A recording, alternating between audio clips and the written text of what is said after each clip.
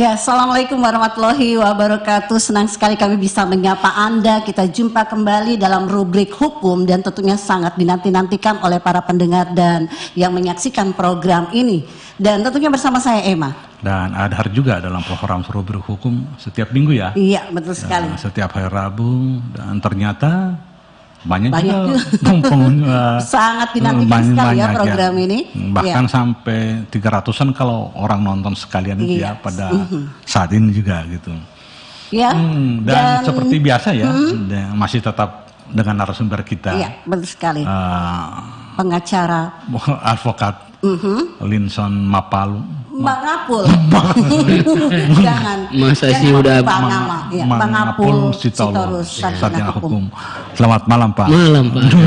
Malam Bu Emma. Semangat. Luar biasa ya. Ya. Biasa memberikan motivasi terhadap karyawannya kan semangat. Oh iya. Dan menarik sekali judul pada hari ini adalah sanksi terhadap pelaku KDRT. Iya, dan ini sangat menarik juga karena KDRT ini kekerasan dalam rumah tangga ya. Ini KDRT ini selalu menjadi hal yang diperbincangkan, terutama di lingkungan keluarga itu sendiri. Nah,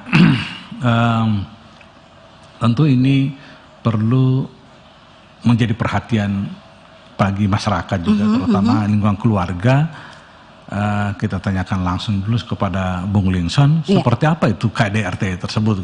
Ya, jadi pengertian KDRT itu sendiri atau kekerasan dalam rumah tangga adalah setiap perbuatan terhadap seseorang, terutamanya perempuan. Jadi ada catatannya terutama, gitu. Memang kepada setiap orang, tapi terutamanya perempuan, ya, yang berakibat timbulnya kesengsaraan atau penderitaan secara fisik, seksual, psikologis, dan atau penelantaran rumah tangga. Termasuk juga ancaman untuk melakukan perbuatan pemaksaan atau perampasan kemerdekaan secara melawan hukum dalam ruang lingkup rumah tangga. Keluarga itu. Ya. Oke. Gitu. Ya. Di dalam lingkup keluarga ya.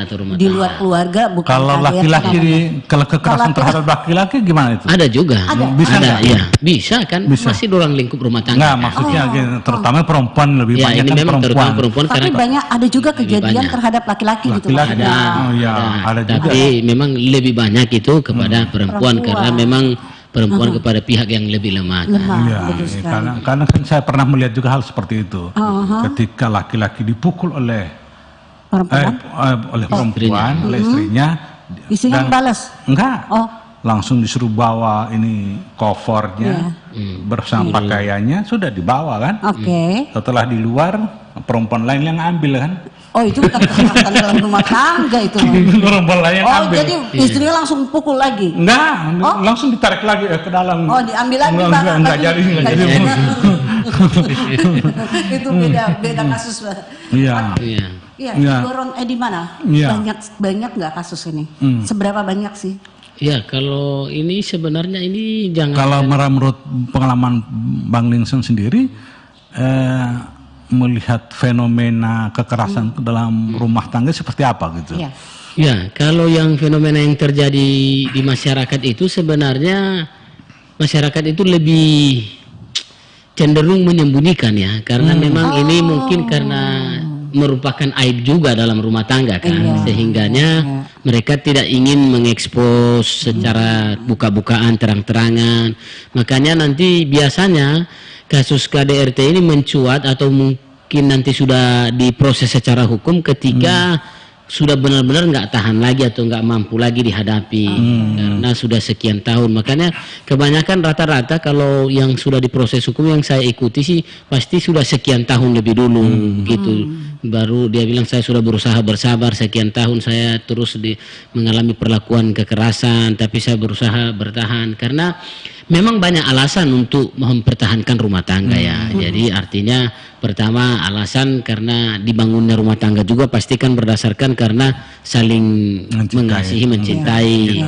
Belum lagi kalau sudah ada anak, otomatis pertimbangan anak juga merupakan pertimbangan yang sangat mendasar kan. Mereka akan berkata, waduh, kalau istilah dari seorang ibu ya bisa saja bilang ya, kalau cuman kalau mungkin tidak ada anak ya bisa saja mudah untuk ini, tapi kan ini apalagi yang sudah ada anak, walaupun memang kesemuanya ini tetap pada intinya nggak ada seseorang yang ingin membangun sebuah rumah tangganya dan menghancurkannya sendiri juga kan.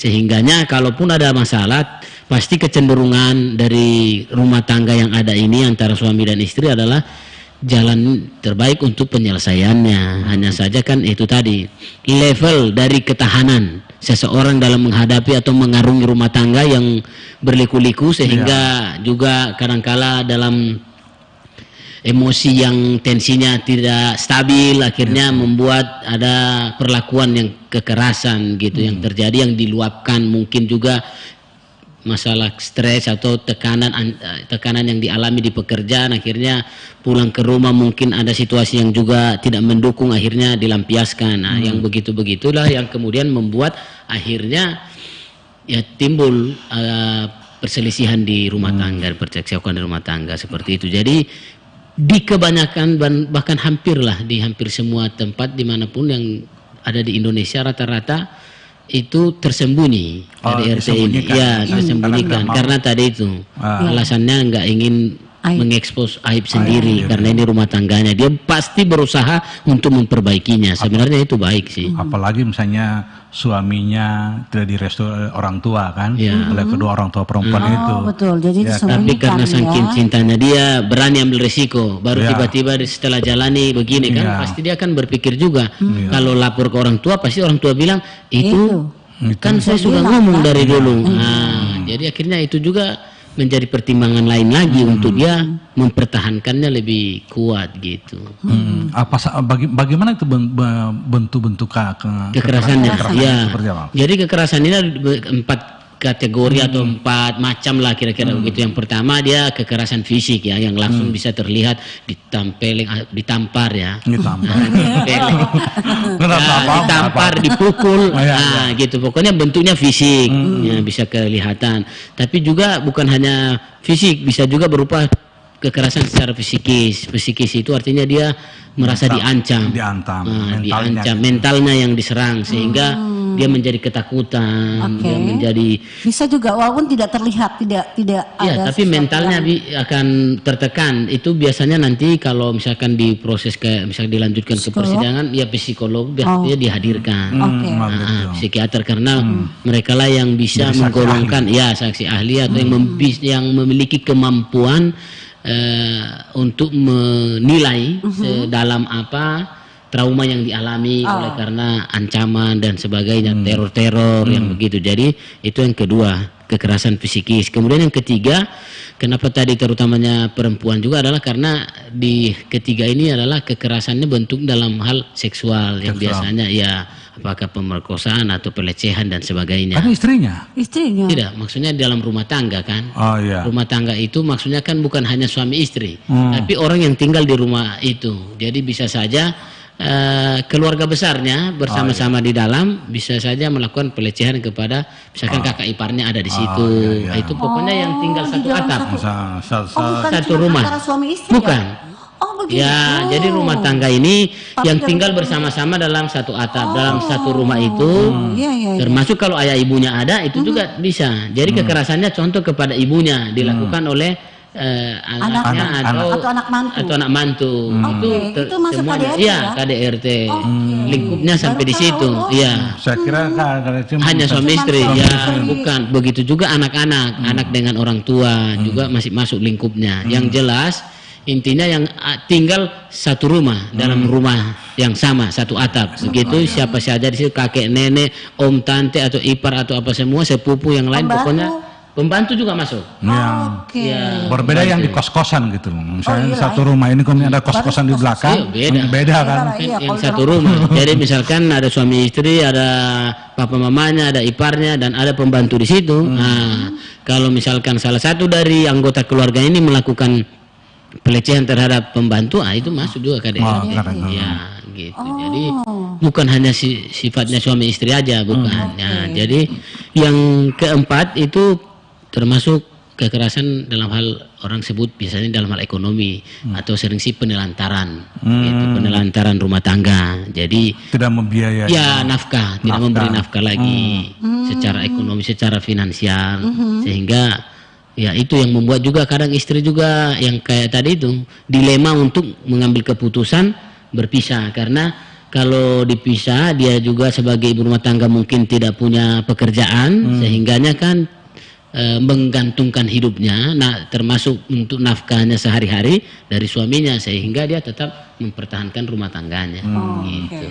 Nah, ketika suami tidak bertanggung jawab atas nafkahnya, bisa jadi apa yang dilakukan oleh istrinya? Ya tergantung istrinya. Oh iya. Oh iya. Nah, maksudnya pikiran saya ini. Ada nanya sama Nah, iya sih, terlalu goblok sih pertanyaannya. Maksud saya gini, yang terbayang pada diri saya, bayangan kenapa pertanyaan saya goblok seperti itu?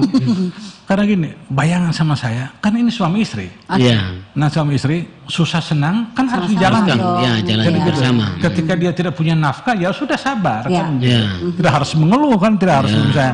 Jangan sampai terkadang lantaran dalam undang-undang ini atau dalam aturan itu termasuk kekerasan dalam rumah tangga. Betul. Dia akan lapor polisi, saya tidak diberi nafkah. Nah, kan ini kan jadi persoalannya kan. Nah, itu jadi persoalan lain lagi. Kalau memang dia harus mempersoalkan ketika tidak dinafkahi. Gitu.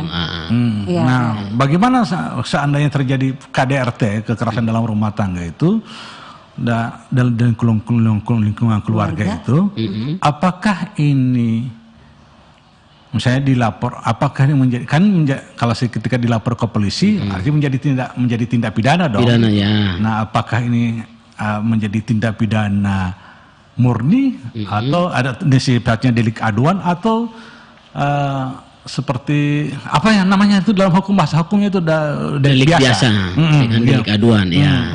Jadi kalau KDRT ini juga dua-duanya ada. Gitu. Ya, untuk delik aduannya adalah yang tadi itu, yang suami istri. Nah, kalau dia suami istri. Yang tadi yang mana nih?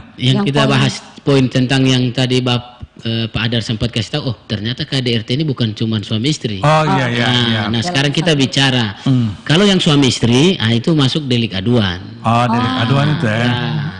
Kalau yang selain dari suami istri, yang ada dalam satu rumah tadi satu adab, itu delik biasa. Gitu.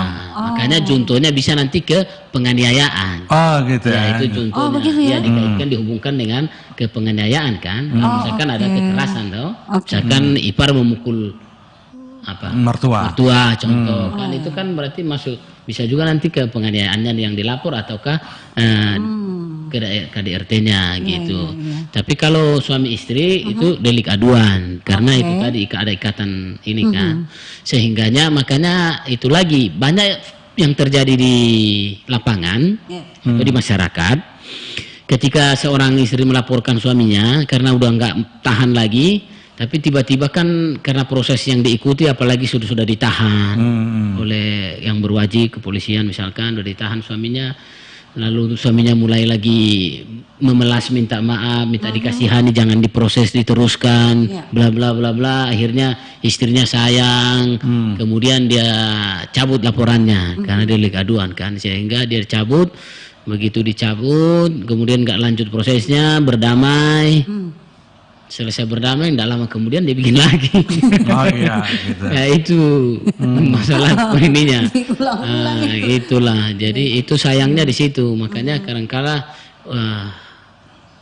ini ya sebenarnya gampang-gampang sulit untuk memproses ini, karena itu tadi istri itu ya mungkin semarah-marahnya sama suaminya, tetap sebenarnya dia punya kasih sayang juga yang besar, sehingga tidak rela juga dia harus dihukum, apalagi harus dipenjarakan kan, sehingga masih ada ruang untuk dia memberikan maaf sehingga dengan cara ditarik laporannya gitu. Menurut Bung Lingson tadi bahwa bisa jadi delik aduan maupun delik biasa. Ya, delik biasa selain dari yang suami istri. Nah, selain dari biasa juga. Tetapi apakah ketika terjadi laporan itu, nah misalnya terjadi kekerasan dalam rumah tangga, kemudian tetangga melihat seperti itu, gitu kan? Misalnya suaminya atau si mertuanya atau mertua memukul mertua menantunya. Ya. Nah, kemudian tetangga saya itu, tetangganya tersebut melaporkan ke polisi, bisa nggak gitu? Ya. Itu bisa, itu dimungkinkan sebenarnya untuk bisa dilaporkan. Bisa, ya? Ya bisa. Apalagi kalau pas yang korban yang dipukul itu pingsan, kan otomatis dia nggak bisa lapor sendiri kan. Nah, maksudnya kan ada orang dalam rumah itu sendiri kan. Sebenarnya idealnya gitu. Pertama yang melaporkan idealnya korban. Setelah itu ya yang ada di lingkungan keluarga itu gitu. Cuman memang biasanya sih sebaiknya atas persetujuan korban juga gitu. Tapi kalaupun tidak, ya berarti nanti dia apakah kepenganiayaan, jadi delik biasanya ke situ, tinggal nanti kepolisian yang menelusuri seperti apa laporan itu, dan ya nanti pihak yang berwajib lah yang sampai dipukul dia sampai tidak sadar gitu kan. Kemudian orang lain atau tetangganya yang melaporkan, boleh kan gitu ya? Bisa. Boleh. Nah, seandainya sudah dilapor oleh tetangganya kan, karena ini sifatnya delik aduan, bisa saja yang menarik ini yang korban atau yang melapor itu. Tidak, kalau yang selain dari yang suami istri kan saya bilang bukan delik aduan, delik biasa. Delik biasa. Kayak misalkan menantu ke ipar itu ya delik biasa. Jadi cuman hanya suami istri itu yang kemudian delik aduan. Kalau yang lain jadi delik biasa dia. Nah, itu bisa ditarik tidak? Ketika sudah diadukan ke pihak yang berwajib kepada kepolisian jadi tindak pidana. Sebenarnya bisa kalau memang ada terjadi perdamaian, tapi juga yang lain diteruskan juga bisa. Jadi itu tinggal tergantung. Maksudnya gimana itu? Polisi bisa meneruskan, polisi juga bisa tidak meneruskan. Iya, biasanya begitu di fenomena di lapangan seperti itu kan. Kenapa begitu? Ya karena memang bagaimana mereka menjelaskan maksud dan tujuan dari laporannya, dan mereka biasanya ya yang namanya hukum tertinggi ini kan musyawarah. Ya kan gitu, mufakat, bagaimana penyelesaian secara baik-baik begitu, sehingga apalagi kalau itu memang kan banyak motif gitu, apalagi kalau itu motifnya bukan ya karena dendam, bukan karena yang lain. Jadi pokoknya memang ini kompleks sih sebenarnya. Tapi juga kan tidak juga serta-merta langsung semuanya proses lanjut. Memang sih yang sekarang ini di lapangan ya beda-beda sih. Beda-beda dalam arti delik biasa juga biasanya ya mudah untuk dikompromikan ketika ada kesepakatan begitu. Walaupun sebenarnya kan harus lanjut. Contoh aja, misalkan, tapi ini sudah lari topiknya nanti. Nggak apa-apa. Contoh kan pernah juga ya kejadian di kota Gorontalo, kan ada dalam kecelakaan lantas tidak sengaja yang menabrak kan motor juga kan dalam keadaan mabuk juga. Iya. Tapi kan karena meninggal, otomatis kan seharusnya yang saling tabrak ini kan bertanggung jawab dan dilapor. Biasanya kan harusnya menghilangkan nyawa secara tidak sengaja juga kan harus sama seperti dia mempertanggungjawabkan sama seperti pembunuhan walaupun tidak berencana, tapi menghilangkan nyawa kan. Jadi harusnya kan itu menghilangkan nyawa itu kan delik biasa yang harus diproses. Entah itu sengaja atau tidak sengaja. Tapi kan kenyataannya ketika pihak keluarganya korban dan yang ini menabrak atau yang saling bertabrakan lah, ini kemudian berunding musyawarah, toh akhirnya bisa dimediasi di pihak yang berwajib, tidak harus diteruskan dan kemudian tidak harus masuk sel itu. Iya, biasa seperti itu. Dan kadang orang lain juga seperti itu terjadi juga kan. Cuma memang kita agak sedikit nyerempet sedikit lah gitu. Karena memang ini sesuatu hal yang sering terjadi juga sih. Nah, memang benar hukum itu diam. Dia akan bergerak apabila akan digerakkan oleh manusia. Gitu kan. Seperti yang barusan ini mungkin ada juga lebih tahu. Salah seorang petinggi di kabupaten. Ya, itu kan? Itu di Walemo lah. Gitu. Terjadi itu kan, penganiayaan sampai meninggal dunia. Tapi kan sudah damai juga. Tapi yang lain mempresur karena itu juga ya ada faktor-faktor lain Iya, katanya politik. berhubung politik jadi dipresur lah supaya diproses akhirnya ya kemarin sudah tahap 2 kan. Iya, Gitu. dasar. Tapi kita topik aja. Iya. Nanti kembali ke laptop aja. Berarti Kita bahas KDRT itu 2. ketika masih bisa ditarik kembali ya, ketika terjadi perundingan jadi nggak dilanjutkan nggak apa-apa. Ya harusnya bisa, apalagi yang Sudah yang ketika itu sudah di kepolisian ya. ya apalagi kalau dia masih yang terutama suami istri Iya. atau ya delik aduan. Tapi yang lain juga harusnya sih bisa. Maksudnya yang Maksudnya walaupun delik biasa. gitu. Ya, maksudnya delik supaya ya tidak semuanya kan harus dipolisikan gitu kan. Iya. Kita hanya melakukan efek jerah Iya, aja terhadap efek jerah. gitu. Nah, jadi maksud daripada pelaporan kepada kepolisian itu maksudnya apa sih sebenarnya? Tiba-tiba orang menarik lagi perkaranya ya, atau itu menarik tadi, laporan itu? supaya orang itu sadar dan kemudian berubah. Harusnya itu tujuan dari orang. Efek jerah gitu maksudnya ya, supaya ada atau Sekarang bukan efek jerah lagi sebenarnya, tapi berupa pembelajaran dan pendidikan yang akan mengubah perilaku dari orang itu. Makanya sekarang pun seperti lembaga pemasyarakatan kan bukan lagi dalam ranah sebagai efek jerah, hukuman-hukuman sekarang bukan, tapi pembinaan. Iya. Ya, sudah ke arah situ kan. Jadi otomatis harusnya ini seirama dong.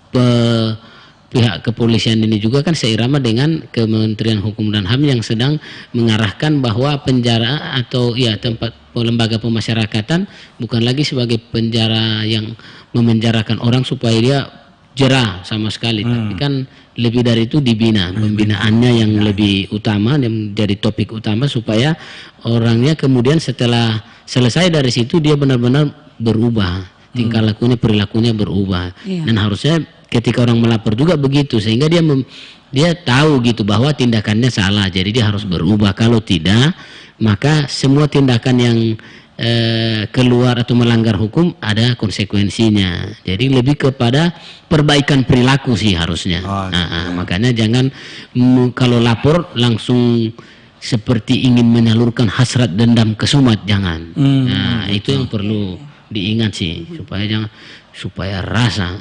Jangan sempat ada yang begitu. Saya kira semua dalam nilai-nilai yang lain juga, nilai agama pun sama kan, bukan dendam ke situ yang harus Yang paling penting itu adalah memberikan kesadaran terhadap itu, kesadaran dan perilakunya berusaha berubah. Supaya terjadi keutuhan dalam rumah tangga itu, baik itu antara mertua dan anak, menantu, anak, ipar dan semuanya. Ya. Emang ada yang terjadi beberapa tahun lalu, puluhan tahun yang lalu lah. Sekitar puluhan tahun yang lalu.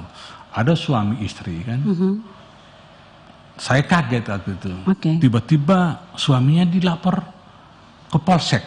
Istri yang lapor? Ya, istri yang lapor dong. Iya. Lapor. Kenapa kamu lapor? Kenapa kamu lapor? Saya tidak mau setiap malam. Itulah. Setiap malam sakit saya. Bagaimana itu? Hal-hal seperti kekerasan terhadap seksual gitu. Nah, bagaimana itu? Ya, itu bisa dilapor kalau memang kan itu ini. Jadi kan tetap kan yang namanya ini harus butuh komunikasi kan. Iya. Jadi butuh harusnya cinta juga sih sebenarnya ya. Iya. Sehingga suka sama suka juga sebenarnya. Jadi kan tetap semuanya harus diatur secara bersama kan gitu. Jadi nggak boleh mengutamakan kepentingan sendiri dan kan itu yang. Tapi kan kadang-kadang dipaksa seperti itu. Nah, makanya itu kan termasuk dalam kekerasan, jadi bisa dilapor. Tapi sebelum melapor harusnya ya dikomunikasikan. Siapa tahu memang hanya miskomunikasi kan gitu. Setiap malam gitu. Iya, maksudnya dikomunikasikan supaya istrinya paham kenapa begitu kan. Siapa tahu setelah dikomunikasikan ada keterbukaan dari suaminya, kemudian suaminya juga diketahui apa penyebabnya kan. Siapa tahu kan bisa dibawa juga ke psikiater suaminya, apa yang jadi gejala suami ini kan kita nggak tahu. Bisa jadi, apakah itu karena sebuah penyakit atau apa kan, pokoknya banyak inilah. Artinya pokoknya intinya butuh keterbukaan supaya Ada kemudian solusi ya. ya ada solusi, pasti ada solusi. Kan segala sesuatu yang menimbulkan akibat pasti ada penyebabnya. Penyebabnya ini pasti ada akarnya. Akarnya ini ditelusuri supaya kemudian dapat solusinya. Gitu sih. Ya biasanya juga Sederhana. kadang kan banyak juga, bukan banyak, beberapa orang juga seperti itu. Ya. Nah tapi ada yang mau berani melaporkan Ya. hal-hal kekerasan seksual seperti itu, ada juga yang Ada yang tidak, malu, ya. juga kan. Dikategorikan dalam kekerasan seksual mungkin bukan minta tiap malam kali ya. Gitu, mungkin yang kekerasan seksual itu apa kategorinya, apa ciri-cirinya atau apa? Ya kalau yang jelas kan nggak, kalau dalam seksual ya berhubungan dengan seksual dia kemudian Pakai dipukul atau apa gitu. bisa juga pemaksaan juga Pemaksaan. bisa. Iya. Bisa juga Pemaksaan. masuk ya? Bisa masuk dong. Berarti boleh masuk. Boleh dong. Nggak Dipaksa mau ya. dipaksa gitu kan, ada lah poinnya ya. Iya, saya juga Yang lebih parah kejadiannya di Jawa itu ada juga yang untuk bayar hutangnya. oh iya. Dia ini istrinya suruh berhubungan badan dengan yang Memiutangi. memiutangi supaya lunas hutangnya, kan itu kan lebih kacau lagi. Itu juga kekerasan dalam seksual kan. Iya, iya. Dia ya apa Itu namanya, bukan itu masuk KDRT. masuk dong, karena Tapi yang suaminya yang melakukan melakukan. Kan suaminya yang ini, dia Kirain memaksa nanti suami- istrinya. Oh. Kan suami memaksa istrinya layani sana supaya hutang kita lunas gitu kan. Tapi itu kan gak kekerasan. Yang mana? Kekerasan dong. Kan kekerasannya kan bukan cuma iya, iya, fisik, iya, fisikis juga kan tertekan kan dia. betul, ya. Masa orang yang Memastikan, dipaksa, yang seorang wanita kan kalau dipaksa untuk melakukan ini sesuatu berhubungan secara seksual kepada orang yang Yang dia nggak suka? nggak suka kan pasti dia tertekan secara psikis kan. iya. Beda kalau memang sudah profesi dalam tanda kutip iya. kan wanita ini kan ibu dan sebagainya itu Iya. beda. Dia itu menikmati kalau yang itu. Oh iya. Mungkin kan buktinya dia melakukan profesi itu gitu. Iya, iya, Tapi kalau yang seorang istri pasti nggak menikmati, dalam arti dia pasti tertekan dan itu masuk Masuk dalam Masuk KDRT ya. KDRT dong. Ya, supaya jelas banyak hal-hal yang Iya, kita nggak banyak. tahu loh. Ternyata dibukakan. Ada juga pada tahun sekitar Banyak kasus juga ya. ya, ada. tahun sekitar 93 ya. Oke. Ada ini barusan ini mungkin menikah. Oke. Gitu kan. Jadi kan dibiayai semua kan oleh laki-laki kan. Keluarga laki-laki. Oleh Atau laki-laki oleh tersebut laki-laki. kan semua Ya. biaya pernikahan maksudnya. biaya pernikahan kan sampai pada akad sampai pada resepsinya kan biaya oleh laki-laki semua. Ya. Ya. Nah di saat malam pertamanya perempuan tidak kasih, Nggak mau gitu. nggak mau. Oke. Dia lapor polisi. Yang ngelapor siapa nih? Laki-laki. Aha. Ini saya sudah biayai sampai ini. Oke, saya juga pernah itu kayak malam gitu, pertama kasus. ini dia tidak kasih. Saya lapor polisi. Nah bagaimana itu? Ya itu sih haknya dia yang melaporkan. Cuman maksud saya harusnya sih kan ya harusnya sih bisa diselesaikan. Kenapa kan gitu? Kan bisa saja ada alasan kan yang memang Itu kan masuk dia saya akal. suka sekelor duit, Iya, saya iya. biaya semua. Tapi kan Tapi juga dia tidak iya, mau. Nah jadi akhirnya kan kalau tidak bisa problem- dilapor juga pada misalnya di samping kekerasan dalam rumah, bukan kekerasan dalam rumah tangga, tapi penipuan dalam rumah tangga juga. Ya. Kan ini kalau problemnya kan kita belum paham benar apa gitu penyebabnya kan gitu. Cuma Pasti penyebabnya cuma itu katanya sih. kenapa? Penyebabnya cuma itu. Nggak dikasih. Nggak Coba, mau. nggak istilahnya. mau. Maksudnya kenapa nggak mau kan pasti ada penyebabnya itu maksud saya. Apakah mungkin contoh kan apakah sedang dalam haid misalkan contoh istri sehingga dia tidak mau contoh kan, atau mungkin lagi kurang sehat Oh, kan iya. kita nggak tahu. Jadi harusnya sekali lagi tetap harus dikomunikasikan, dicari tahu apa. Jangan cuman karena baru satu langsung tiba-tiba main lapor aja kan, nggak justru Iya, tapi kayak sudah tadi lama itu. sih, sudah lama. Sudah lama kejadiannya. Iya. Enggak. Sudah beberapa waktu kan katanya tadi cuma baru malam iya, pertama. malam pertama kemudian kan Kedua dan seterusnya. Seterusnya tetap akhirnya laki-laki itu kan menganggap terjadi kerugian atas pernikahan. Pernikahan itu. Iya, Nah, dia melapor. Nah, yang menjadi aneh, ini cerita yang menjadi aneh, Sudah langsung si perempuan yang datang. Yang menjadi masalah apa, Pak? Ini kan ditanya oleh penyidik kan, oleh polisi. Yang menjadi masalah apa? Ini berdasarkan laporan suami ibu, karena ibu tidak melayani. Dia sudah menyalahkan suami karena dikeluarkan banyak uang, baik dari perencanaan sampai pada resepsi sampai seterusnya. Segala kebutuhan pernikahan itu sudah dikeluarkan dan biayanya begitu besar. Dan ketika di malam ini sampai sekarang Anda tidak main dia. Oh, hanya itu masalahnya. Ibu sampaikan ini kepada polisi. Oh, itu hanya itu masalahnya.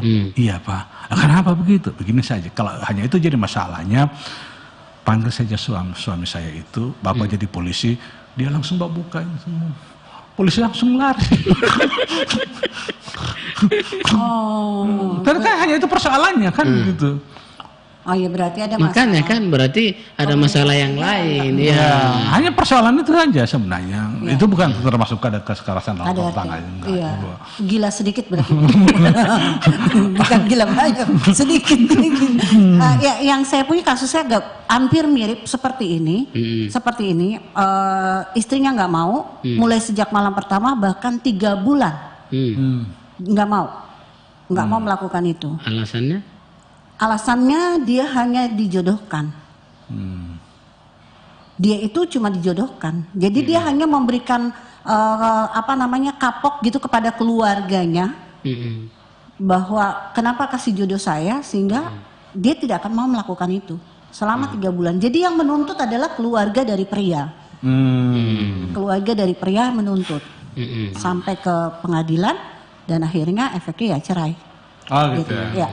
Oh, itu ya hal-hal yang lain. Ya, itu hal-hal yang lain. Jadi memang berarti bisa dilaporkan ya. Bisa. Tergantung karena kasus-kasus seperti itu ya. Iya. Betul sekali. Wow. Ada banyak hal yang kita jadi tahu ya tentang hal-hal itu ya. Ya. Nah, kebanyakan juga yang terjadi itu ada yang dilaporkan tapi kemudian karena tidak sempat menyimpan bukti, akhirnya juga nggak bisa diproses. Makanya kalau bukti seperti apa? Ya contoh kalau memang dia kekerasannya fisik, harusnya dia punya visum. Kalaupun nggak sempat visum, ya misalkan lebam apa semua, lebamnya difoto atau di video. Itu nanti akan jadi pertimbangan kan. Tapi karena gini, persoalan KDRT ini biasanya sulit sekali untuk mencari saksinya. Oh iya. Kan gitu. Betul. Sementara kan dalam proses penyidikan minimal 2 alat bukti. Dan saksi itu kan pasti biasanya yang paling utama juga, menentukan, maksudnya paling pokok kan. Jadi ini lemah dong kalau nggak ada saksi. Iya, makanya itu. Kalaupun ada saksi biasanya juga nggak mau dilibatkan kan, nggak mau terlibat dong. Dalam rumah tangga orang lain kan, nanti dia bilang kalau saya jadi saksi kan biasanya gitu. Biar teman istrinya aja misalkan, yang penting lihat, yang bilang aduh saya nggak enak sama suamimu, nanti dikirain kita kerjasama apa semua. Itu kalau di luar, di luar keluarga. Kalau yang di dalam keluarga, anak atau ipar yang atau pernah lihat bisa jadi saksi sih. Makanya cuma yang penting persoalannya mereka mau atau tidak. Cuman kebanyakan yang banyak ya konsultasi di kita itu dia sulit untuk menghadirkan saksi. Oleh karena itu jadi sebagai ininya dia bisa lewat visum dengan atau melalui rekaman dari bukti-bukti fisik kalau ada yang dilakukan seperti itu. Jadi, apalagi dilakukan dalam kamar, dalam rumah kan. Biasa kan dia disekap. Saksinya cuma 2 orang. Mereka berdua makanya Jadi kemarin itu kita sempat bantu sih seorang ibu yang memang dia udah lamar. Cuman akhirnya dia disekap di dalam kamarnya. Cuman setelah disiksa di kamar, dia malah ditutupin bantal kan mulutnya supaya nggak bisa teriak. Baru dia pukul dan semuanya. Akhirnya cuman ibu ini setelah suaminya pergi, dia selesai pukul atau lakukan tindakan kekerasan, suaminya pergi, dia foto dan divideokan lebam-lebam yang ada di tubuhnya gitu. Baru kemudian dia juga masih sempat visum sih, dia pergi secara pribadi untuk divisum, sehingga walaupun kejadiannya tetap dia masih pertahankan sebenarnya rumah tangganya supaya dia pikir bisa jadi lebih baik.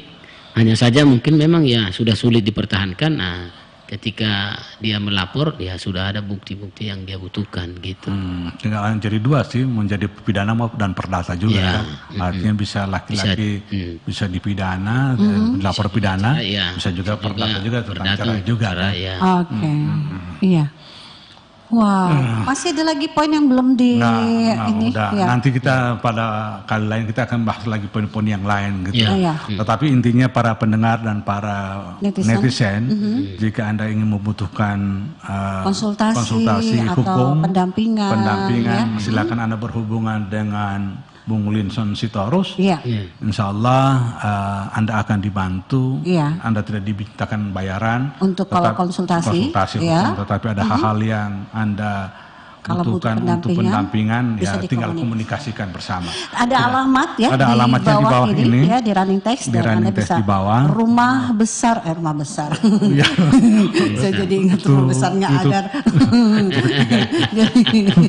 Rumah Bantuan Hukum Indonesia. Iya. Dan Dan ada alamatnya di bawah ada gitu. handphone, Anda Ada. bisa kontak atau datang langsung. Nah, banyak hal. Dan dari kemarin malam sih ada juga yang nanya-nanya ke saya juga sih soal itu. Iya. Nah, makanya saya sudah tanya sama Bung Linson juga tadi sebelum kita masuk ke sini ya cuma Bung Linson sudah sampaikan inilah yang harus dilakukan oleh orang tersebut. Nanti saya akan sampaikan saja pada yang bersangkutan. Terkecuali menyangkut perdata, nanti saya akan hubungi lagi Bung Linson kalau seandainya itu berhubungan dengan perdata lah. Gitu. Iya, betul sekali. Mungkin sebelum Ada kita closing statement? sebelum kita Ya, jadi intinya di dalam proses atau dalam persoalan KDRT ini kepada masyarakat, ya memang ini sesuatu yang berupa aib gitu, karena kejadian ini kan pasti berhubungan dengan keutuhan rumah tangga, tapi yang terutama adalah memang binalah keluarga atau rumah tangga dengan sebaik mungkin. Binalah komunikasi yang baik, toh juga keputusan untuk berkeluarga atau berumah tangga dengan pasangan Anda adalah keputusan Anda sendiri. Beda mungkin kalaupun ada case 1-2 yang kemudian karena dijodohkan atau karena yang lain sehingga terjadi KDRT. Untuk hal itu saya sih menyarankan belajarlah untuk mencintai orang yang sudah bersama-sama denganmu. Belajar, belajar. Karena nanti lama-lama bisa pasti cinta juga gitu. Jadi artinya kalau kita memberikan cinta, pasti cinta yang kita tanam atau tabur juga akan kita petik atau tuaikan gitu. Itu sih dari saya. Ya, ini menariknya ya, bersama dengan pengacara kita. Jadi selain Anda mendapat bantuan hukum, Anda juga dapat nasihat-nasihat. Ya, senang sekali bisa menemani Anda dalam program Rubrik Hukum. Tentunya kita akan jumpa kembali dalam rubrik yang sama dengan topik yang lebih menarik lagi. Pada minggu yang sama juga ya, dan jam yang sama insya Allah kita akan dengan pengacara yang sama. Ya, dengan pengacara yang sama. Intinya bahwa para pendengar maupun para netizen yang ingin konsultasi hukum dengan Bung Linson Sitorus, Anda baca alamatnya di bawah ini di running text. Anda pasti akan diberikan bantuan hukum. Kemudian ada hal yang lain, ingin dikomunikasikan hal yang lain, tinggal Anda datang ke rumah bantuan hukum. Oke, terima kasih para pendengar maupun para netizen yang telah mendengarkan dan atau menyaksikan program Rubrik Hukum pada saat ini. Dan apabila ada hal-hal yang kurang berkenan, kami atas nama Kru Karisma 90 mohon maaf yang sebesar-besarnya. Jika ada yang kurang, mohon dilengkapi, dan jika ada yang berlebih bisa dikurangi. Akhirnya saya Adhar dan saya Emma bersama Bung Linson Sitorus, advokat kita. Insya Allah akan ketemu pada lain waktu dan kesempatan yang sama. Terima kasih atas seluruh atensinya. Assalamualaikum warahmatullahi wabarakatuh. Salam Karisma.